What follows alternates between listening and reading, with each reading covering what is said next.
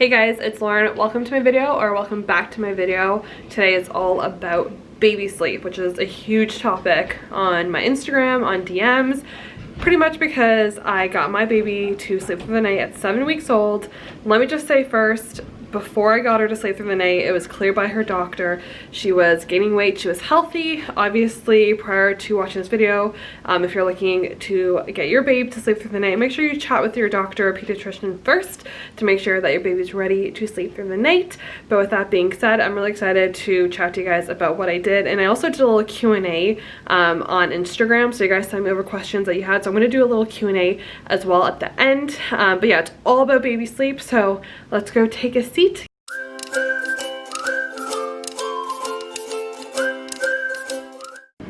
Okay, I'm on my couch, I'm cozy, and I'm ready to chat about all things sleep. You guys heard my disclaimer, but I'm gonna say it quickly again because I don't want to have anyone trying to get their baby to sleep overnight or through the night before they talk to their pediatrician or the doctor. You have to get that okayed by them first. But yeah, let's jump into it. So I'm going to talk all about how I got Poppy to sleep through the night 6.5 to 7 weeks. She's now 4 months and she's been sleeping through the night since then. I'm going to tell you what I used first, so while I'm referencing it, it makes sense. So I do have the Snoo, the Happiest Baby Snoo, and I highly recommend it. If you don't know what the Snoo is, it's basically a bassinet that rocks, and when your baby fusses or cries, it will go up a level and it soothes the baby just like how mama would soothe a baby. It also has white noise built into it, so it sounds kind of like in the womb, which is why babies enjoy it. I will say it is amazing. I love it. It was not magic with Poppy. Some babies, like, you hear stories like they put their baby in and they start sleeping through the night just because of the Snoo. That is not my story. I had to work at it, and I used 2 different sleeping programs or guides or whatever you want to call it. So I used Taking Care of Babies, which I highly recommend. I took her newborn class. I have been told that all the same facts are on her Instagram, so if you're on a budget or you're just looking for some tips and you don't want to spend money, you can definitely check out her Instagram. I'm not going to mention, I'm going to say what I used, but I'm not going to go into specific detail, because if you really truly are looking for some of the terms that I learned from her, you can find it on her Instagram, and I just don't feel like it's right to pay and then share her information for free. And then the second resource I use is Moms on Call, which is so affordable. It's a $10 book.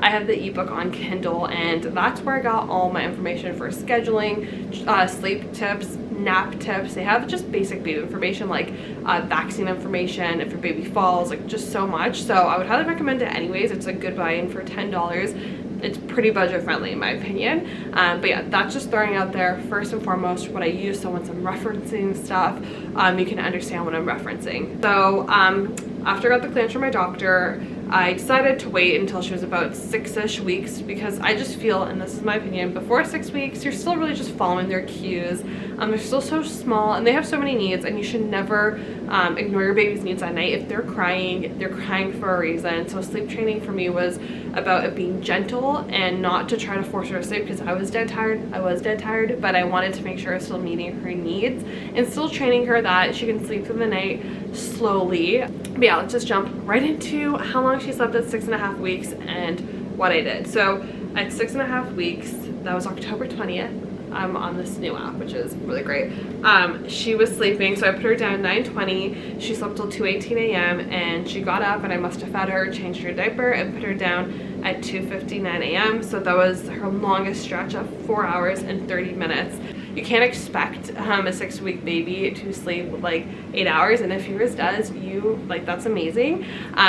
Taking Care of Babies, one thing I did learn in the program was that you kind of match up their week age to how many hours a night they can sleep. So if she was 6 weeks, she can probably do a 6-hour stretch, 7 weeks, 7 hours, 8 weeks, 8 hours, kind of like that, until I think 3 months. Then you can start to expect 11 to 12-hour stretches. So just keep that in mind. To expect like a 5-week-old baby to sleep like 7-8 hours is a little much. Sorry if you hear my dishwasher. I'm in my living room. It's kind of loud. Okay. So she slept 4.5 hours for her first stretch. So that day and that week in particular is when I started to implement Taking Care of Babies tips, which some of them, and I highly encourage you to look them up. I will give like kind of a brief description. I started using Cries, and Cries is essentially Dr. Harvey Karp's 5 S's. Okay, so I have it here because I can't remember off the top of my head. The 5 S's are first swaddle. So when they're so small, they love being cozy and swaddled. So make sure you can swaddle your baby.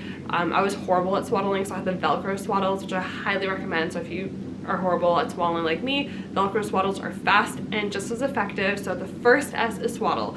So, you know, she wakes up in the middle of the night, I would nurse her. When they're really young, honestly, I would nurse her and then I'd put her back into her bassinet, not drowsy but awake, but just because it's easier and I was dead tired. But some days and some nights she'd be really fussy after she nursed, she wouldn't be sleeping, and before I had no solution, and I was like, I don't know what to do. What do you do when your baby's like crying nonstop in the middle of the night, you're tired? Do the 5 S's first. So first is swaddle your baby.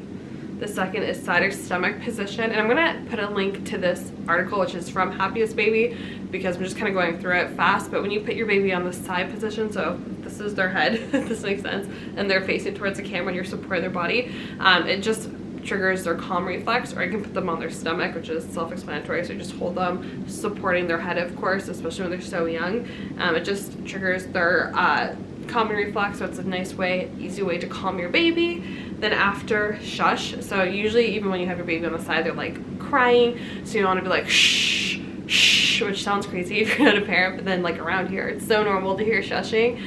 It just mimics the womb, so it just gives them that cozy feeling again. And then the fourth is swing. So as you're shushing, they're on their side of their stomach, you're swinging them, rocking the baby. That's very comforting for them as well. And the last one is suck. So after they stop crying, you can put a passy in while they're on their side still. There's a great video as well, so maybe I'll link the video and I'll link the article down in the description box so you can watch it, since I don't have a baby. I don't have a live baby here. But yeah, then the pacifier, sucking comes, a baby ensues, a baby as well. So once we started to implement cries, it was like a game changer. When she was a newborn, we'd do all those steps and then she'd become, and sometimes she'd fall asleep in her arm and we could place her in the bassinet, and we'd do it for naps, we did it for bedtime. It's great. If you haven't implemented it, especially if you have a newborn, give it a try. It's 100% worth it. So that's what we started for her newborn phase. We implemented cries at nighttime, which helped get her to sleep when she did wake up. And then we implemented sit back, which essentially is this, because like I said, I don't want to deter you from purchasing the newborn course or finding more. This is a very general video of what I did and giving you some tips on what to look into. But sit back is just basically assessing your baby when they're crying in their bassinet. Like, are they crying because, are they wailing crying, or are they just sleeping? Because some babies are loud when they're sleeping. So assess that, and then you're going to try a few things before you pick up the baby from the bassinet. I'm going to tell you what I do. So what we do now is, Poppy generally doesn't cry in her bassinet. So she does cry in her bassinet. There probably something wrong. She either has pooed in her diaper, she's spat up, or she's hungry. So for my situation, I usually will pick her up because it's going to be one of those three things. I always pop the passy in first. I'll be like, she's crying, I'll pop the passy in. If she spits it out right away, I'm like, okay, time to take her out. Let me smell her bum, see if she needs a diaper change. Let me check if she's spat up, or let me, if neither one, she's most likely hungry. But so I always assess the situation, look at her. If she's just fussing and not crying and she's awake, I'll put my hand on her, I'll rock her gently, see if that helps. If that doesn't help, then I usually will pick her up, try to rock her gently until she's either drowsy or sleeping, and place her back in her bassinet. And if that still doesn't help, then it's probably time to feed, or maybe usually I would know there's a diaper, so for me it'd be time to feed. So basically what that's just doing is you're not rushing to your baby to put them up at the bassinet. It's kind of assessing the situation, which helps them sleep longer, and it's just a better way than just running up and grabbing them. Even though, like I said, I do run up, I do grab her when she cries. You also have to know your baby as well. So that's what I did at first. So that was what I did probably the first week, so like 6.5 weeks I would say. Yeah, that's what I did. I used it taking care of babies. Then I was hearing so many great things about Moms on Call, so I decided, what is Moms on Call? And then I was like surprised to find out it was a $10 Kindle book, and I was like, okay, yeah, I'm going to get it. I'm going to try to follow the Moms on Call schedule, and I'm going to see what happens. So I bought the Moms on Call schedule and I followed it to a T, to the best of ability. Like I said, nothing goes to a T with the baby, but I try to follow it to a T because I was desperate to get her to sleep for the night. And Moms on Call, hands down, was the best purchase I have made sleep-wise. It set the foundation for good sleeping habits. There's so many sleeping tips, there's so many nap tips, and I feel so knowledgeable about sleep now and an expectation I can have for Poppy because of it. If you are going to purchase anything, I would say purchase the $10 Moms on Call book. You cannot go wrong.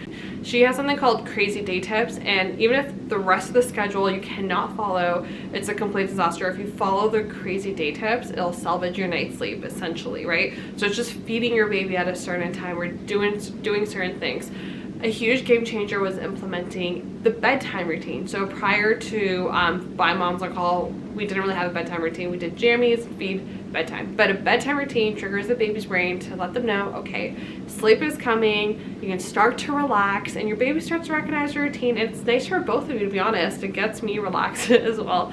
So our bedtime routine is bath every night, jammies, I nurse her, she gets a bottle to top her off, and she gets a book read, and Daddy puts her down in her bassinet for the night. I always get questions like, why do you give her a bottle? I just find if I want her to sleep through the night, I like to make sure her belly is nice and full, especially now that she's 4 months old. Girlfriend gets distracted when she is nursing. She loves to smile at me, she loves to look at the lamp, she just loves to look at everything. So I just want to make sure she's actually full. Otherwise I worry, like, did she get enough to eat? That way she'll sleep through the night. And we've been doing it since she was a newborn. We always top her off. We actually used to top her off at every meal. So one of the things too is if your baby isn't sleeping through the night, a good thing to look at is if they're getting enough calories during the day. And we always assess that. Sometimes she's like, when she's going through growth spurts, she's so hungry, we'll give her 3 bottles after nursing.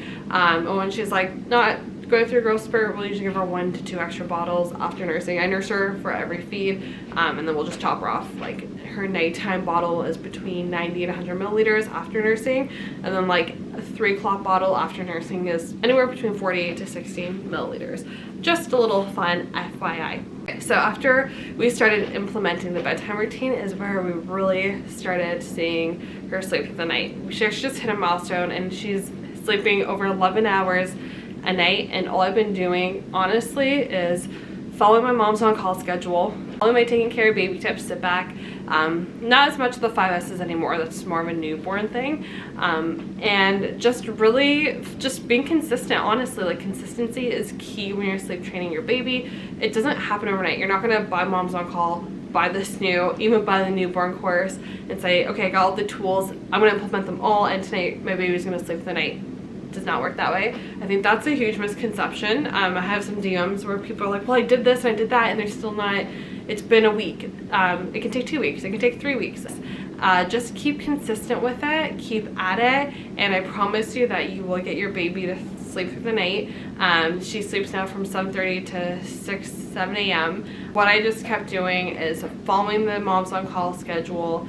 If it said if your baby's following the schedule, move them up a schedule, I'll move her up a schedule. If it said her bedtime is at 7:30 on the schedule, but I could not do 7:30, we just started 7:30, then make adjustments that fit your lifestyle. If your baby will not go down 7:30, try again in a couple weeks. Like, that's what we did. We would put her down between 8 and 9, and then I'm like, okay, it's time to try 7:30 again, and it's time to stay consistent with it.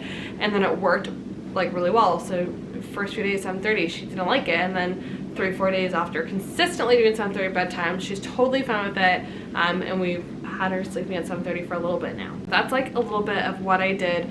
I hope it wasn't too general. The reason why I didn't go too specific is I have a bunch of questions in DMs about sleep, and I thought it's probably best to wait and answer the questions.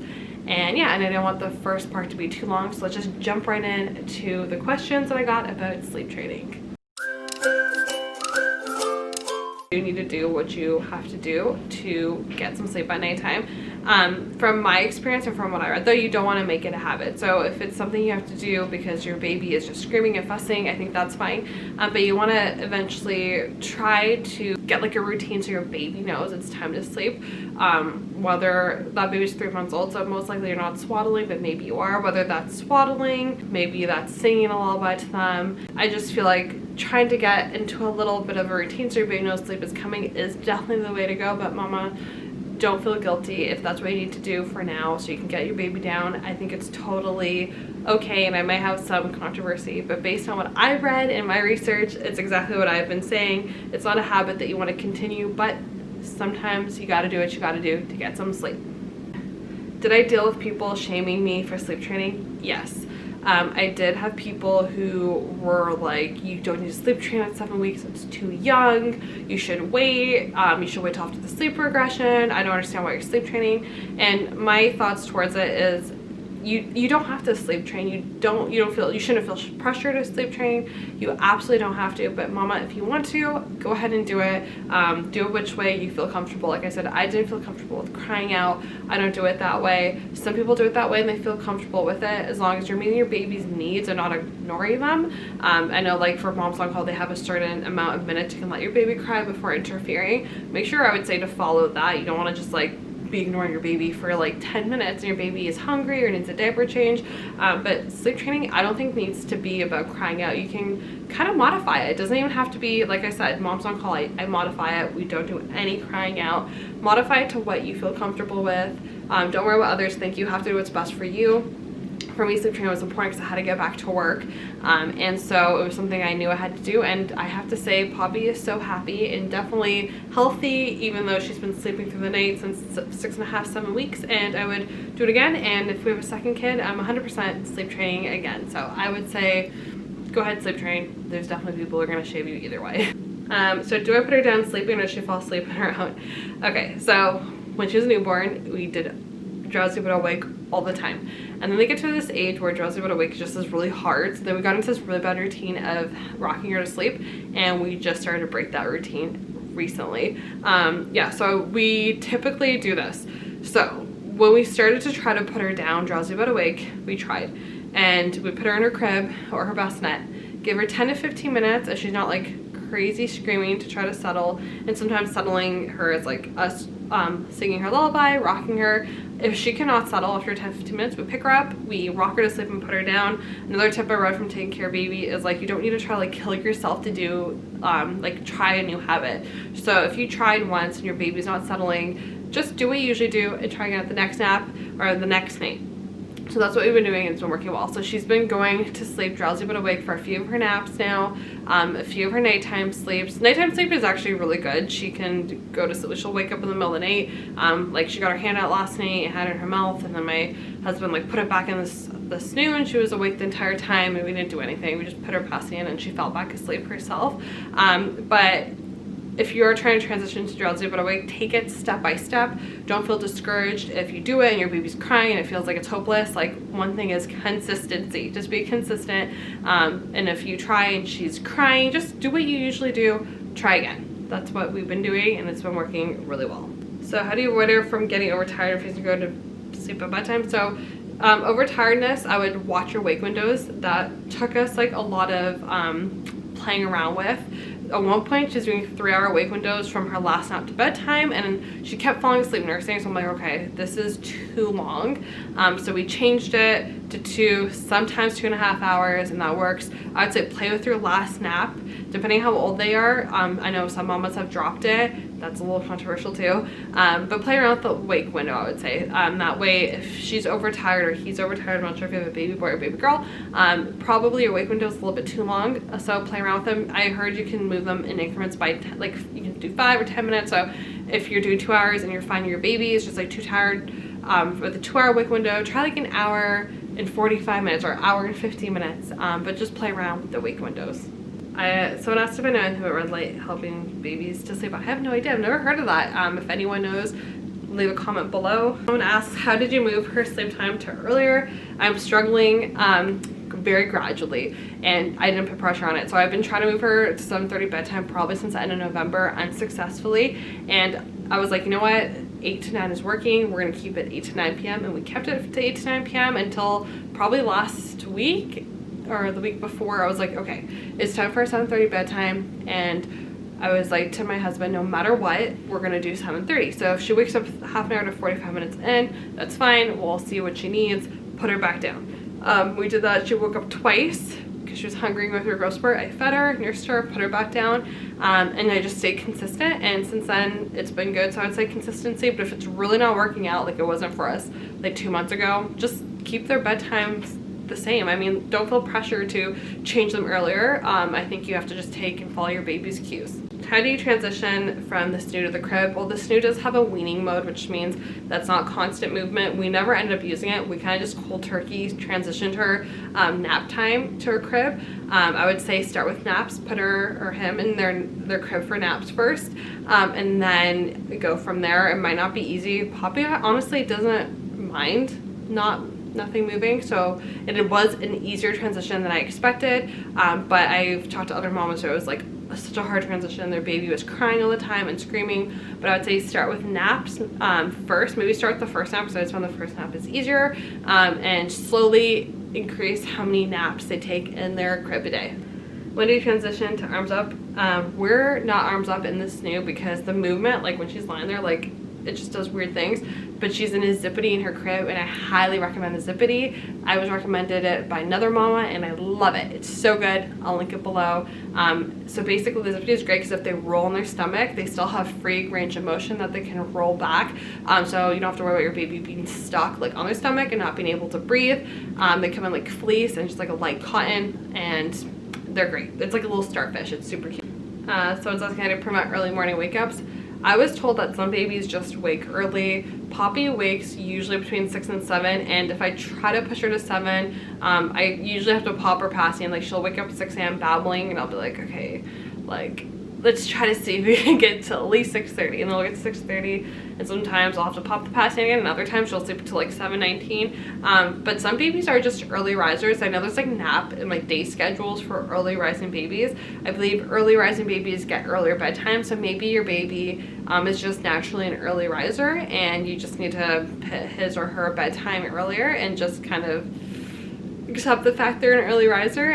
Or you can definitely try to push them sleeping by popping the passy back in and using sit back, seeing if they're crying or they're fussing, whether you can intervene in a different way.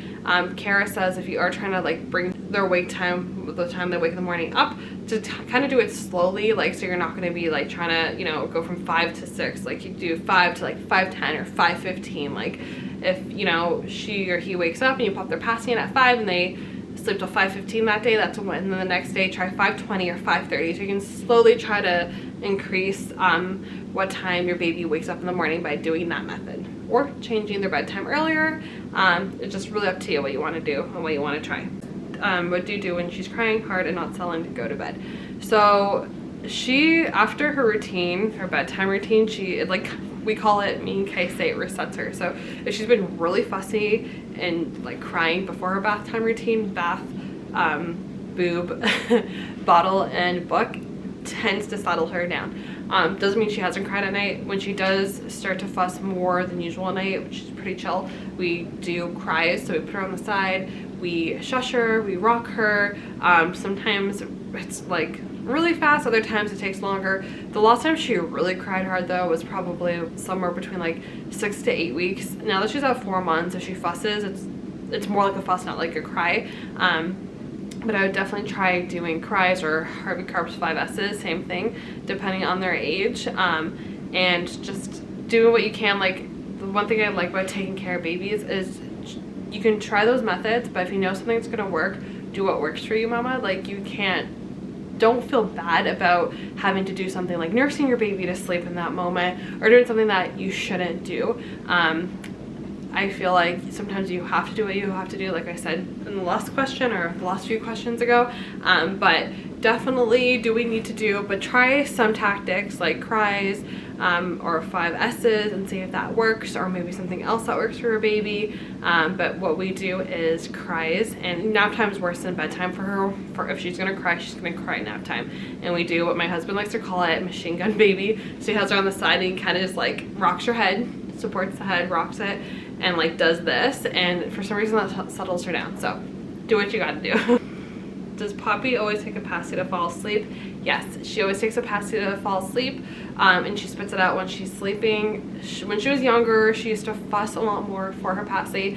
As she's gotten older, maybe twice a night she'll fuss for it, maybe. And I actually thought she was waking up to fuss, but then I had the Nanette recording and realized she was like sleeping. So I don't know if she's actually fussing for her or just sleeping. Either way, I just put it in because it makes her quiet, and then I can fall back asleep because it does wake me when she's like making noise. But yeah, she uses Opacity to fall asleep. I had mixed reviews on that when I mentioned that, like when I first had her, and people are like, don't do it, but it works for us and I wouldn't change doing that. Like I said, she pops it out. She can still connect her sleep cycles at night without it, which is great. At first it was a little bit rough, but she's been a lot better since she's older. Did your milk supply drop when she started sleeping for the night? So I had a bunch of DMs, I keep saying that because sleep is a hot topic, saying that, oh, well, you should probably wake up to pump if she's sleeping for the night. And I was like, yeah, I can't. I need my sleep. And I was hoping that it wouldn't drop, and my milk supply after regulated, because when you first have a baby you have crazy amounts of milk, crazy, but after regulated and it stayed regulated, it never dropped. I pump twice a day. I still get 4 ounces after my morning feed. I could probably get more. I just stop at a certain amount of time because it's like, okay, like I'm not going to spend my entire morning pumping. And then sometimes I'll pump throughout the day, and I always pump at night, and at nighttime it's always the hardest pump because it's like the last at nighttime and you know your boobs are empty, but I still get 3 to 4 ounces. So my supply personally hasn't dropped. My milk took a really long time to come in. I used to take fenugreek supplements, which worked really well for me, but I don't take anything now. My milk's regulated. When I wake up, I'm engorged by, like, I can feel my milk in like around 5 a.m. It like feels like little, you know, sharp pains. I'm like, okay, it must be close to getting up. And then by 6, 7, like they're engorged and she'll empty them. So like, I guess that's just as much as she needs in the morning time. But yeah, no milk supply drop. I would, like, I'm not a lactation consultant, so I don't know if that's just me or what the case may be. Definitely do research or talk to your doctor, talk to a lactation consultant first. Don't take my advice on it. I'm just literally telling you that mine didn't drop. Doesn't mean yours won't. So I think a lot of the questions are repeats, and I don't want to have this video go on forever. So if the lighting's changing, it's getting like super bright. But I hope this video was helpful and insightful for what I did to sleep train Poppy. Basically, just wrapping it all up, I would say what you need is, first of all, patience. You need to be patient because it's not going to happen overnight. So patience is number one. Actually, before number 1, 0 is if you have a newborn, clear it with your pediatrician or doctor first. That's 0. Number 1 is patience. Number 2 is consistency. It's easy to want to give up. Just be consistent, mama. Consistency is key for so much in life, and even with sleep training your baby. 3 is having the right tools. You don't need a SNOO. You don't need all the gears and gadgets, but I would say if you're a first-time mom like I was, having a guide definitely helps. I would say if you had to go between Moms on Call and taking care of babies, I would buy Moms on Call because it's $10. It sets a great foundation. And then I would look up Harvey Karp's 5 S's and find some specific age-related tips on Taking Care of Baby's blog or her Instagram. Like I said, it's linked below. I would definitely follow that. And 4, just be calm because nothing is perfect. You're gonna have good days, you're gonna have bad days, sleep training. Just stay calm, remain calm, and just go at it, mama. You got this. And number 5, if I'm doing the numbers right, is don't compare your baby to another baby. Please do not. One thing I worry about a lot when I talk about Poppy's sleep on Instagram is people taking their baby and comparing it to Poppy and be like, well, my baby isn't doing this. There's something wrong with my baby. No, there's nothing wrong with your baby. Every baby, just like us, they're all different. So you shouldn't see a baby and be like, well, you know, my baby's the same age as Poppy. Why aren't they doing this? Every baby develops differently. Everyone's lifestyle is different. Do not compare. Comparison really is the thief of joy, and there's no point of being frustrated. Sleeping is such a huge topic around motherhood, specifically babies. I know people want this magic answer, and mama, you'll be on track to get your baby sleep trained as best as possible. Sleep training looks different for everyone. Every baby sleeps different lengths, and if that still isn't working, there's a lot of people you can reach out to, a lot of sleep training that is better than me, because I'm just sharing my experience. I'm giving you tips based on what my research is, but I would say definitely reach out. I know Taking Care of Babies has a support team. There's so many experts in the field that you can reach out to and talk to if you are struggling, and I know there are mamas who are struggling. So if you've tried what you feel like is everything and you still cannot get your baby to sleep at nighttime and you really want to get them to sleep through the night, try to find a reputable sleep trainer or baby sleep expert and go with their advice, because their advice will be specific and detailed for your baby. Mine is just general based on what me and Poppy do and what we do in our home, but I hope that it helps. I'm so thankful you came and watched this video. Leave a comment below and introduce yourself. I feel like I'm gonna be doing more mama videos and I want to know more about you mamas, and I want to start a community. So leave a comment below. Thank you for watching, and don't forget to subscribe and like the video if you enjoyed it, of course. Bye.